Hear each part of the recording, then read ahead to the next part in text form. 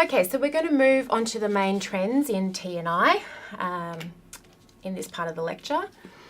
Looking at the chronology of main trends, I've divided this into pre-20th century and then post-20th century. So pre-20th century, we're going right back to the period of antiquity. We then move on to the beginning of the Christian era and up until the end of the 18th century.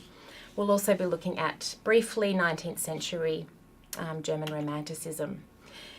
In terms of the post-20th century theories or trends, I've used Gensler's way of categorising this into 4 different areas. He talks about a pre-discipline, which is from World War II up until the 70s. This was when translation studies was still finding its feet and wasn't properly established as an academic discipline. Then we have discipline, which is where it did find its feet, the founding period of translation studies. Interdiscipline, as we move into the 90s and 2000s, as the field expands, collaborating with various outside disciplines. And the era that we find ourselves in now, which he's named post-discipline, you might hear post-translation studies being used to talk about the further expansion of the field and the way in which definitions can be further played with and also expanded. So if we look briefly at antiquity, and again, the main thrust behind us talking to you about these historical developments in translation studies is to understand the way in which translation has been theorised about or has been understood. So during this period, translations were primarily produced and read as exercises. So most Romans, were familiar with Latin within areas such as law, administration and literature. Most Romans were in fact literate. And in the Eastern Mediterranean, Greek was the lingua franca, and a lot of well-educated Romans were actually speakers of both Latin and Greek. And the earliest surviving examples of Latin literature are in fact translations of Greek plays. So importantly, the way in which these translations were used were to be performed as pedagogical exercises in cultural appropriation. So they were basically compared and used as a way of furthering one's understanding of the other language. So for this reason, Latin-Greek translation tended to be quite literal. One of the early theorists, as he might be referred to, was Cicero, who was the first to comment in an open way about the pedagogical use of translation from Greek to Latin. And basically he's saying that he wanted to translate these Greek speeches, in this case, freely. So he didn't want to be literal like the trend had arisen. He wanted to be free and also to be able to coin new terms, new words, new ways of using language. So Cicero was named the orator or the interpreter. And if you think about the way in which an interpreter acts when they transfer from one language to another, they're more reliant on this word-for-word translation. So he didn't want to be defined as an interpres, or someone who translated word for word, but as an orator, so somebody who was a little bit freer in the way in which he was able to carry over that information, and also importantly to produce a speech that moved his listeners. So what we're seeing here already is an isolation of the function of translation, which therefore, of course, recognises how the translation or the target text is going to act in its target culture context. So he was interested in the function, the way in which the speech may or may not move his listeners. The rise of Christianity brought a slightly different way of looking at translation. So Latin was still used throughout Europe as a literary language, but the role of translation was now changing to involve the dissemination of the Word of God, which meant that there had to be a very strong what was called philological fidelity to the source text. So translators were urged not to deviate very much from the source text. If they did, they could be accused of not having been faithful to the Word of God. Saint Jerome, who is the patron saint of translation, wanted to go against this trend. So he, again, like Cicero, didn't want to render word for word, but sense for sense. Isolating that there was a fine line between stylistic license and heretic interpretation, so that if one deviated a little bit from the source text, that didn't necessarily mean that one was going against the Word of God. but very much to be aware of the fact that literal translation often produced what he called an absurd translation, so one that didn't really make a lot of sense, rather than a free translation, which of course would probably communicate the message a lot more clearly. Other traditions, of course, a lot of translation studies, I should mention, is situated within the Anglo-European tradition, and that's certainly something that has been defined as problematic within translation studies.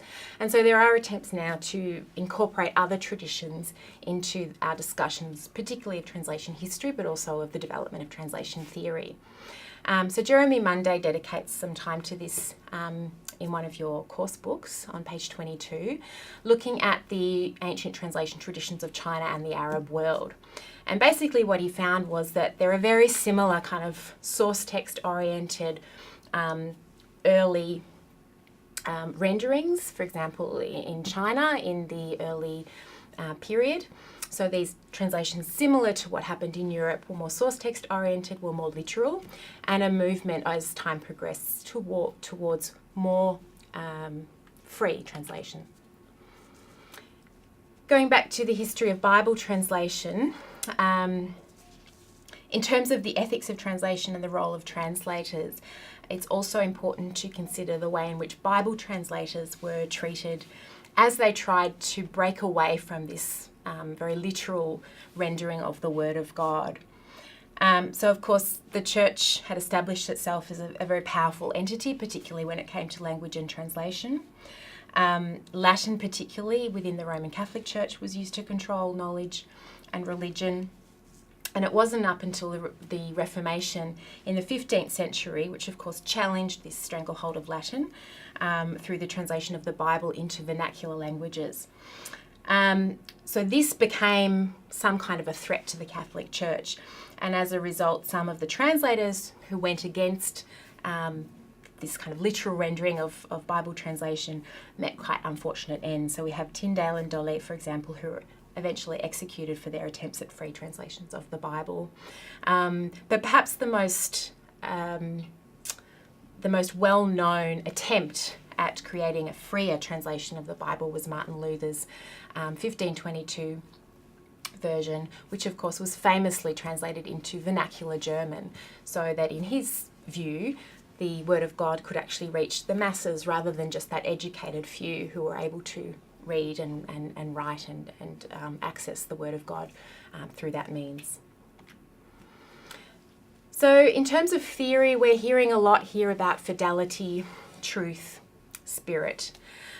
These terms are most often used to describe translation in early theorizations. You will hear them being used in contemporary theorizations as well. But they're very strictly limited, I guess, to this particular period or emergence of translation studies.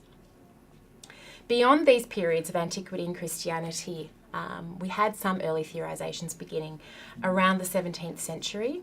And instead of going through these in detail right now, I'm just going to draw your attention to where they appear again in the Munday textbook, where there's some quite nice summaries provided.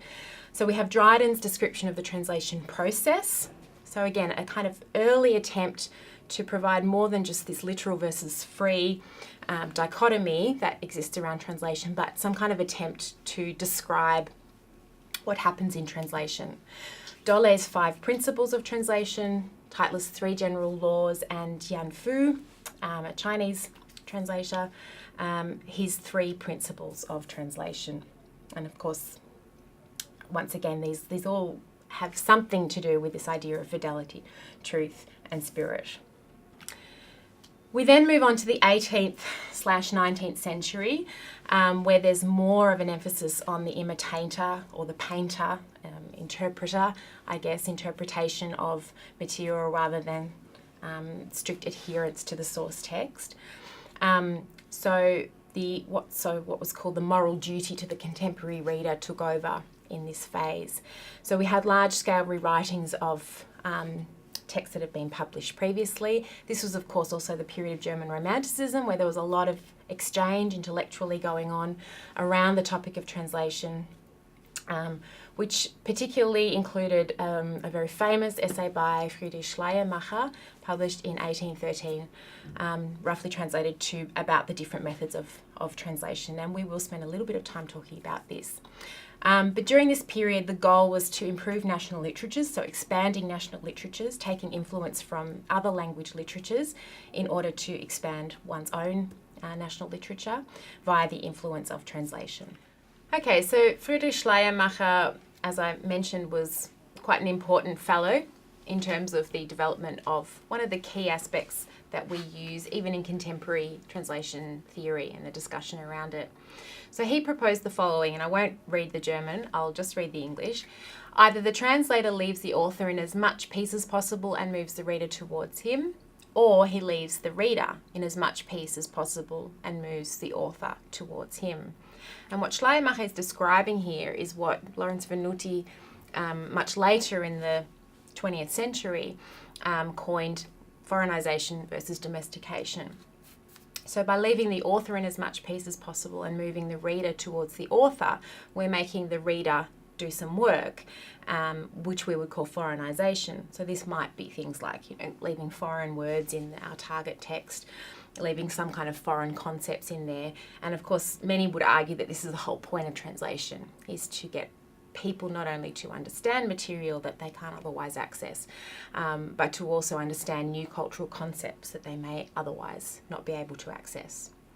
Or the other option is to leave the reader in as much peace as possible, so give the reader a bit of a rest, not make him do too much work, and move the author towards him. And what that results in is what Venuti calls domestication, which is what often happens in a lot of literary translation, particularly into Anglophone cultures, where we have this idea of kind of flattening the text. There's no culture bumps in the text, which makes it much more easy for the reader to process. So this was an important idea that came out of the 19th century, and as I said, is still being used in a slightly different form, but nevertheless the origins were there, being used today. A couple of years later, Wilhelm von Humboldt, who was also a German academic and theorist, introduced the notion that translation involves cultural transfer, which of course is another very important point when we think about what later occurred, the cultural turn in the late 80s, 90s, which was one of the biggest developments in translation studies, and we'll talk about that later on in the semester.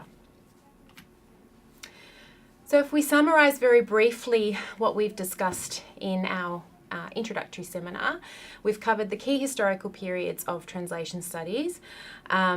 We need to understand that translation theory, in terms of the historical discussion on translation theory, was very much based on this dichotomy between word for word and sense for sense. So that was pretty much where the debate rested in translation studies in these early periods.